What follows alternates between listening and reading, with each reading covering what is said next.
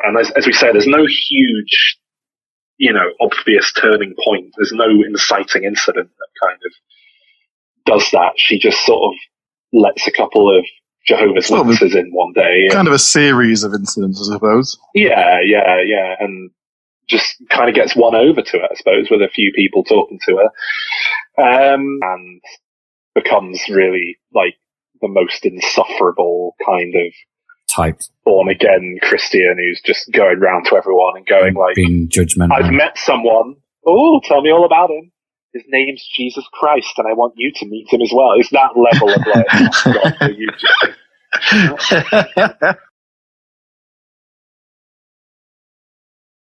yeah. And then her boss calls her in and lets her keep her job. But he does tell her to pack it in and do her job properly. I thought that was one of the more interesting scenes. I actually thought the twist at the end was that everyone was going to be part of the cult and she was just really late to the party with it all. Can I bring up kind of a new topic? Yeah, go ahead. But it's something the film raised. I'd be interested to see what a Gnostic approach of this is. But it's a question of morality, I suppose, and what is morality?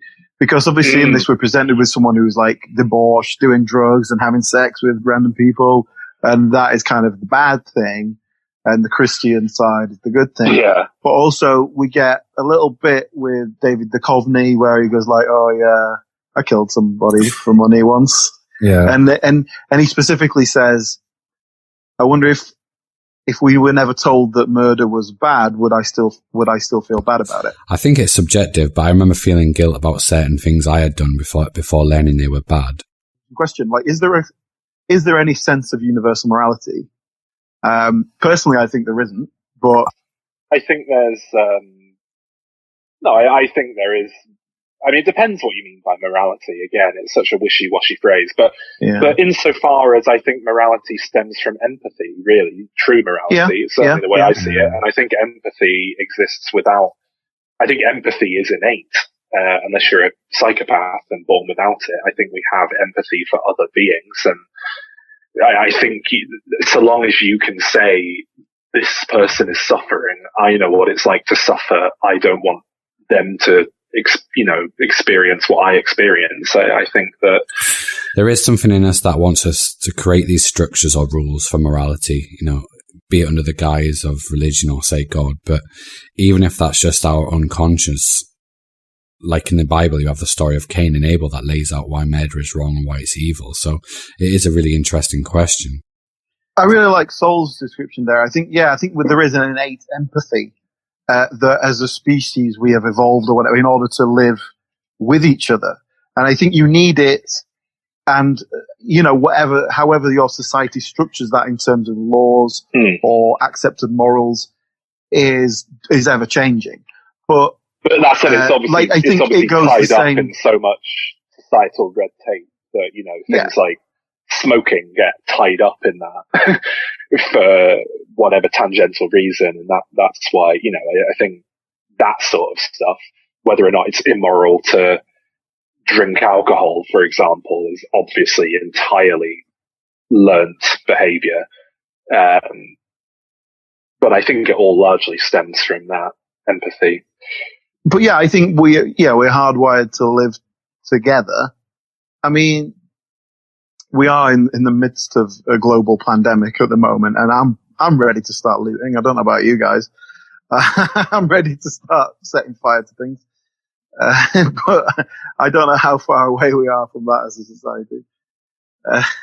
But I think in terms of that kind of universal morality I was talking about, I think it's so easy to make people step away from our ingrained morals in the right circumstances.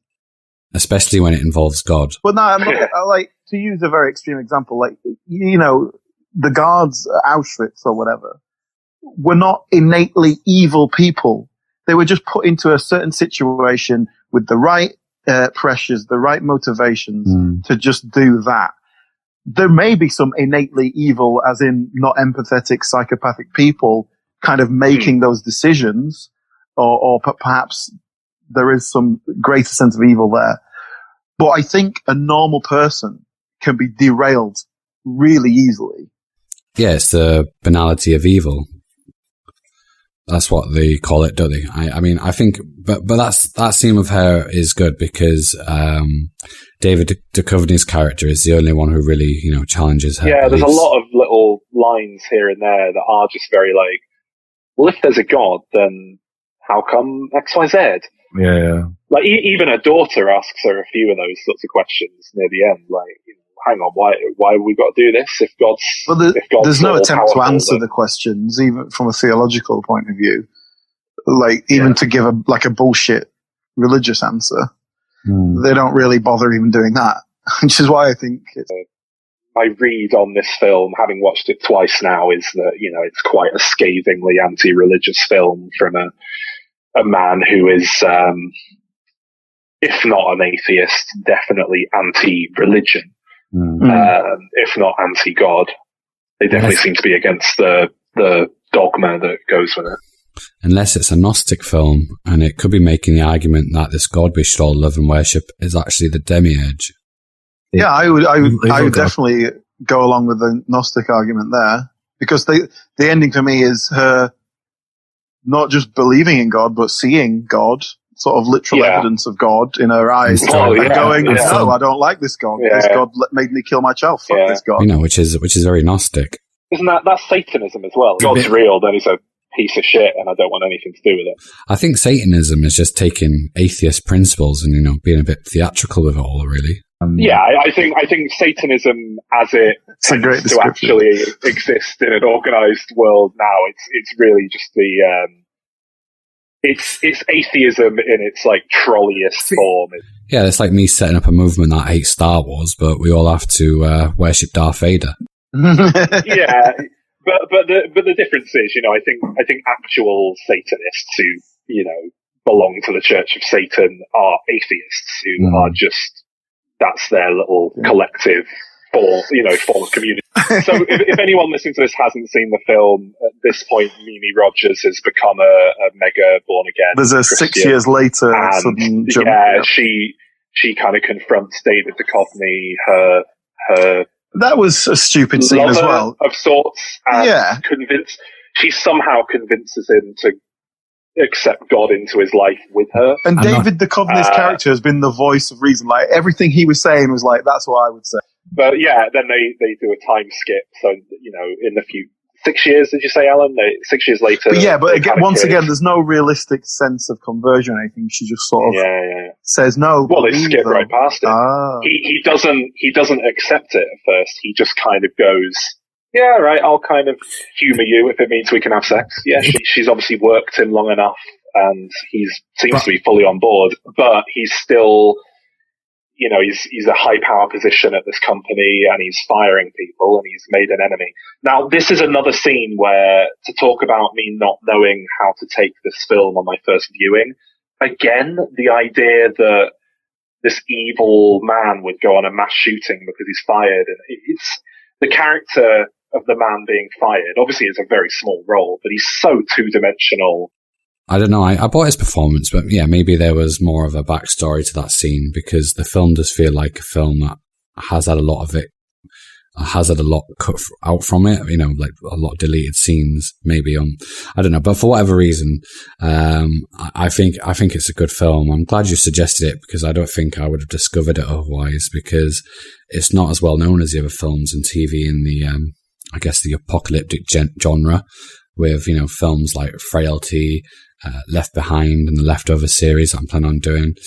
Just looking on Wikipedia here, it says that Mimi Rodgers is actually a Scientologist. Well, yeah, she's the one who introduced Tom Cruise to it.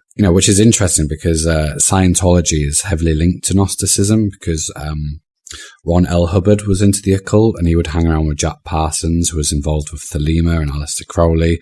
And if you look at the mythology of Gnosticism, it's very similar to Scientology, of Lord Xenu trapping alien souls into human bodies. It is quite synonymous with, the demiurge trapping the divine spark into this universe. So I'm convinced he's just taken that mythology and just put his own sci-fi spin on it to create a religion, because, Gnostic ideas resonate with people in, powerful ways. She was raised in Scientology, as in her father was a Scientologist, right, way back in the early days.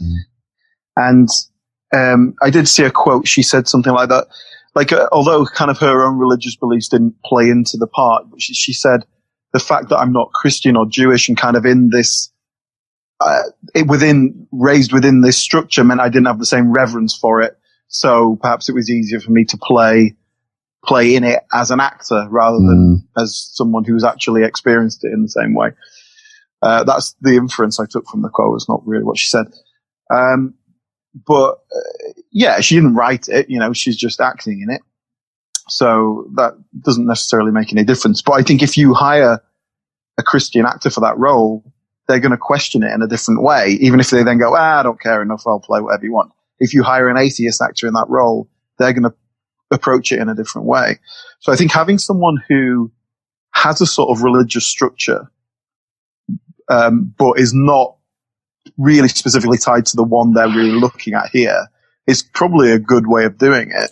Yeah, I think what I'm getting at is that she didn't seem to have any self-awareness with her culty vibes, regardless of its foundations in Christianity, because she doesn't go to a typical church. She goes to one which has the boy prophet, and he's just like a big part of that, but they don't really expand on his role. Prophet. I mean, the important thing, I suppose, that we've not mentioned yet is that this cult that she joins, this sect of Christianity, because they're very much a fringe group born out of Christianity rather than a, complete from the ground up kind of cult. They believe that the end times are upon us and rapture is impending. And the rapture is, of course, an idea in Christianity, but it's kind of up for debate as to whether or not the religious scripture, the Bible, talks about rapture, or if it's an entirely modern invention born out of interpreting the book incorrectly. The rapture is actually quite a uniquely American thing. It seems like American Christianity is very into the idea that, what is the rapture? It's essentially the notion that Jesus is going to have a second coming. He's going to come to earth, and so is the Antichrist. And there's going to be a point where it all kicks off, the rapture, where everyone who is worthy of heaven will be called up to heaven, which basically means that their bodies will vanish. They'll be instantly ascended, and that's generally depicted as a load of clothes being left just where people were when it's shown in TV and films. And the idea is that I think it's something like there will be a 7-year period while the armies of hell are kind of gathered, and Jesus will assemble a kind of army of his own, and then they're going to have a big war to kind of duke it out, heaven v hell, for the right to earth, and everyone on earth can still, I think they can still turn it around and get accepted into heaven if they lead a good life and become worthy over those 7 years, but I'm not entirely sure about those details. To be honest, I think the details are largely made up by, preachers and fringe cult groups like this.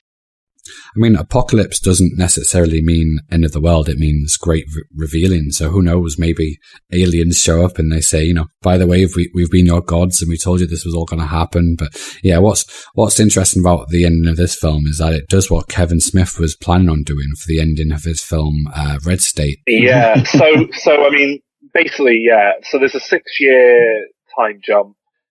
Then David Duchovny gets murdered in a mass shooting at his workplace, which leaves Mimi Rodgers as a grieving single parent of a child. So again, she's lived seems like a pretty comfortable, happy 6 years, but now she's back to that,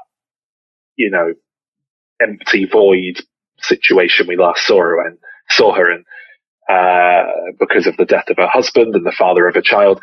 And it all kind of kicks off again, and she starts to have